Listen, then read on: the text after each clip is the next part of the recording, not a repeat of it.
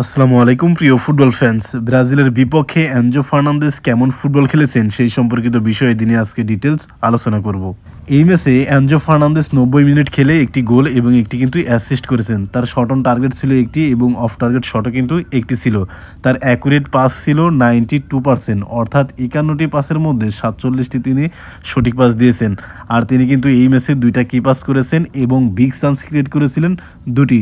তার মানে বোঝাই যাচ্ছে ব্রাজিলের বিপক্ষে এনজো ফার্নান্দেজ কি লেভেলের ফুটবল খেলেছেন, যার কারণে তিনি কিন্তু এই ম্যাচে 9 রেটিং পেয়ে ম্যান অফ দ্য ম্যাচ কিন্তু নির্বাচিত হয়েছেন। এই ম্যাচের বয়স যখন 12 মিনিট তখন কিন্তু এনজো ফার্নান্দেজ একটি গোল করলে আর্জেন্টিনা কিন্তু 2-0 গোলে এগিয়ে যায়।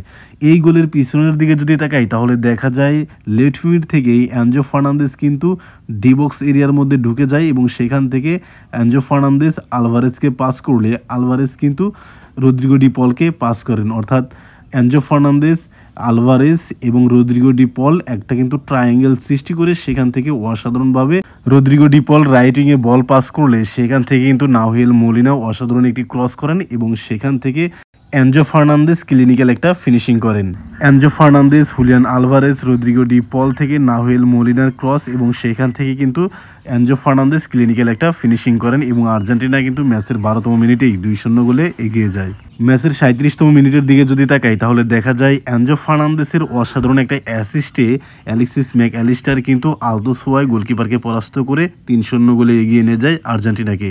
দেখেন এনজো ফার্নান্দেসের পজিশন কিন্তু অ্যাটাকিং মিডফিল্ড জোন এবং রাইট উইঙ্গারের মাঝামাঝি পজিশনে। তিনি চাইলে এই খেলোয়াড়টাকে কিন্তু বলটি পাস করে দিতে পারতেন বা নিজের কাছে হোল্ড করে রেখে যখন এই খেলোয়াড়টি উইংয়ে চলে আসতো তখন কিন্তু তিনি বলটা দিতে পারতেন, কিন্তু তিনি না করে এখানে অ্যালেক্সিস ম্যাক অ্যালিস্টার কিন্তু অলরেডি ডিবক্সে ঢোকার চেষ্টা করেছেন বা রান মেক করেছেন, সেটা কিন্তু ক্লিয়ারলিভাবে বুঝতে পেরেছেন এনজো ফার্নান্দেজ, যার কারণে এখান থেকে দারুণ একটা লং বল ফাইনাল থার্ডে কিন্তু পাস করেন এনজো ফার্নান্দেজ এবং সেখান থেকে অ্যালেক্সিস ম্যাক অ্যালিস্টার ক্লিনিক্যাল একটা ফিনিশিং করেন।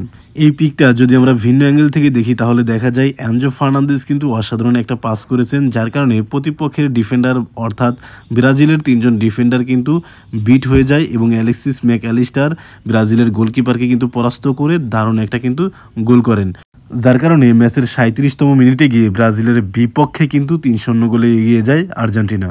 আমরা যদি ক্লিপটি দেখি তাহলে বুঝতে পারবো অ্যালেক্সিস ম্যাক অ্যালিস্টারের এই গোলটি যতটা না সুন্দর ছিল তার চেয়ে বেশি সুন্দর ছিল এনজো ফার্নান্দেসের এই অ্যাসিস্টটি।